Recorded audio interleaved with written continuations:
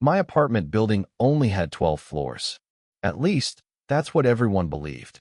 The rain hadn't stopped in 3 days. Ethan Carter pulled his jacket tighter as he crossed the parking lot, boots splashing through water that had nowhere left to drain. The building rose in front of him, 12 stories of tired brick and dark windows, most of the tenants already asleep or pretending to be. He worked nights. Security, mostly for a warehouse 2 miles from here, and by the time his shift ended it was always somewhere close to 2 in the morning. He liked the hours, if he was honest with himself. Empty streets, empty offices, a version of the world with all the noise stripped out of it, leaving only the parts he could actually understand.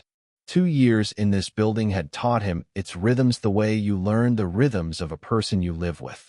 Which stair creaked on the 3rd step? Which radiator clanked at exactly 11 each night before falling silent? He noticed things.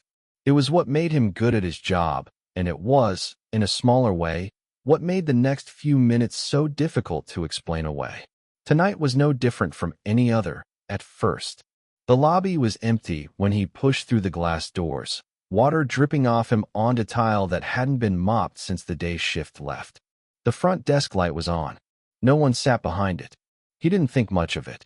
Frank, the night doorman, took bathroom breaks that stretched a little longer than they should. Ethan had stopped mentioning it months ago. He crossed to the elevator and pressed the call button. It lit up amber, the way it always did, and somewhere above him the old machinery groaned awake.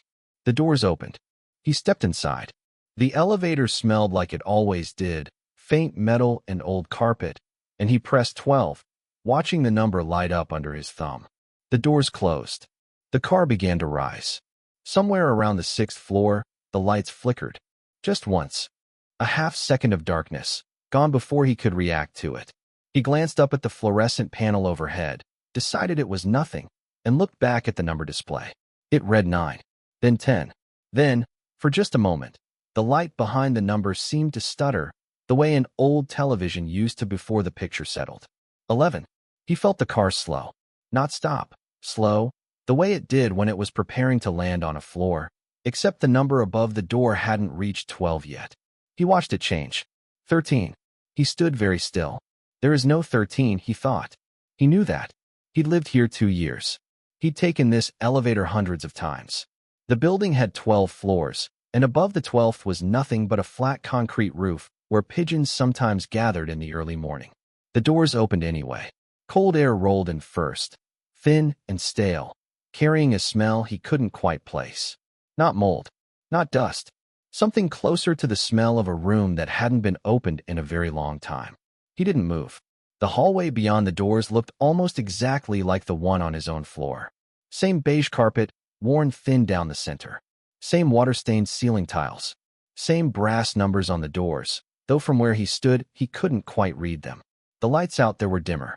Not broken, dimmer, as if someone had installed weaker bulbs on purpose, or as if the electricity itself simply didn't reach this high with its full strength.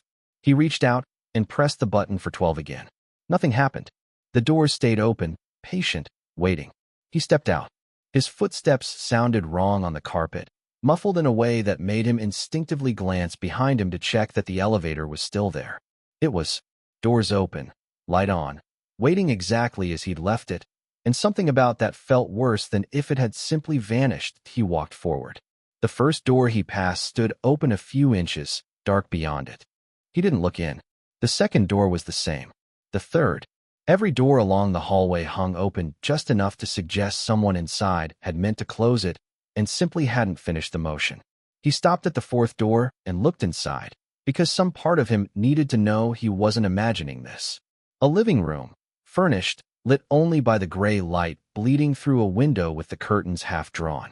A framed photograph sat on a side table near the door. A family, 3 of them, smiling on some beach somewhere.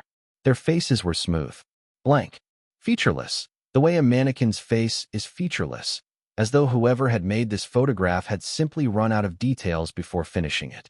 He backed away from the door. Further down the hall, a clock hung crooked on the wall, visible through another open doorway. Its hands had stopped at 2:14. He checked his watch. It read 2:14 as well. He told himself it was a coincidence. He passed a fifth door, then a sixth. Each one opened the same careless few inches, each room behind them lit by the same flat gray light that seemed to come from nowhere in particular.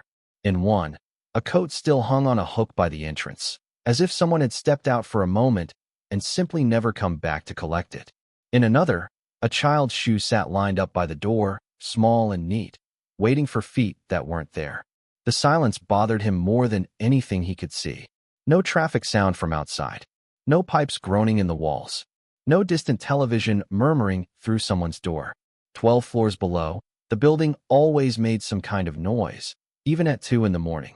Up here, there was nothing, as if the building itself was holding its breath along with him. He kept walking anyway, faster now, the hallway stretching in front of him longer than 12 floors worth of hallway had any right to be. He counted doors as he passed them, losing track somewhere past a dozen, and told himself the corridor would end eventually, the way every corridor in every building eventually did. He reached a door with a brass number on it and stopped walking entirely. 1208. His apartment. That wasn't possible. His apartment was 1 floor down, behind a door he'd walked through every single day for 2 years. He knew the dent in the wood near the handle. He knew the small gap under the frame where cold air leaked through in winter. This door had all of it. The same dent. The same gap. He should have turned around. He would think about that decision for a long time afterward, the half-second where turning around was still an option, and how easily he'd let it pass. He pushed the door open. Warm light spilled into the hallway, along with the smell of cooking, something rich and familiar, and the low sound of a television turned down low in another room. He stepped inside without meaning to, feet moving on their own, some part of him needing to see this through to the end now that he'd come this far. The apartment was his. Every detail of it. The couch he'd bought secondhand 3 years ago. The crack in the plaster above the kitchen doorway he'd never gotten around to fixing. A table sat in the small dining area, set for dinner, steam still rising from the plates. A man sat there. A woman across from him. A child between them, small, maybe 6 years old, eating quietly. The man looked up. He had Ethan's face. Exactly. The same tired eyes, the same 2-day stubble, the same scar above his left eyebrow from a bicycle accident when he was 9. The woman didn't look up. Neither did the child. Only the man at the table turned toward the doorway, toward Ethan standing frozen in it, and smiled the slow, easy smile of someone greeting a person he'd been expecting all along. "You're late," he said. Ethan didn't answer. Couldn't. His mouth had gone dry, his mind scrambling for some explanation that would make any of this make sense, and finding nothing, nothing at all, only the sight of his own face watching him from across a room that had no right to exist. The woman finally lifted her head. She looked at Ethan the way you'd look at a stranger who had wandered into the wrong house. Polite confusion with no recognition behind it. The child kept eating. The man at the table set down his fork, still smiling, waiting. Ethan turned and ran. He didn't remember crossing the hallway.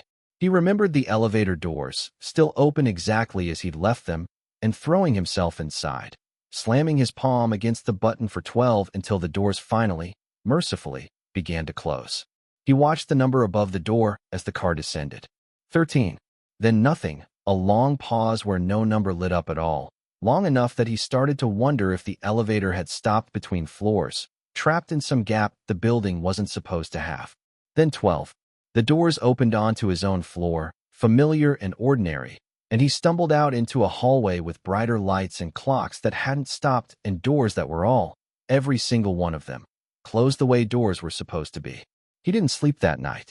In the morning, he found the building manager in the small office off the lobby and asked, as calmly as he could manage, about the 13th floor.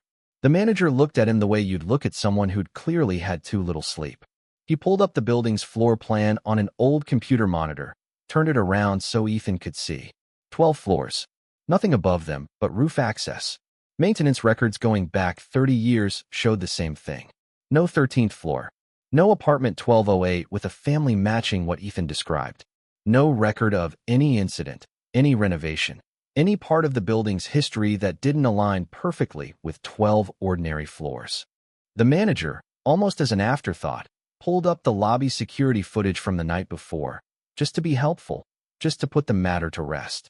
Ethan watched himself on the grainy black and white feed, walking into the elevator at 2:07 a.m., standing alone inside it as the doors closed. The doors opened again at 2:19 a.m. 12 minutes had passed on the timestamp. Ethan stood in the same spot, in the same elevator, on footage that showed no floor change at all, the display never moving from 12 the entire time.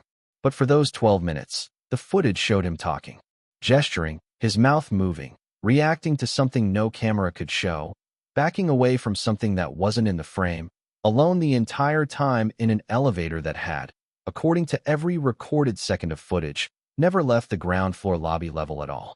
The manager laughed it off, said something about the camera glitching, timestamps drifting, nothing worth worrying about. Ethan didn't argue. He went home. He didn't take the elevator again for 3 days, choosing the stairs instead, telling himself this was simply exhaustion catching up to him, a long week finally breaking something loose in his mind. He almost believed it. Almost, until the 4th night, when he came home late again, and the lobby was empty again, and he told himself the stairs were simply inconvenient this once, just this one time, and stepped into the elevator instead.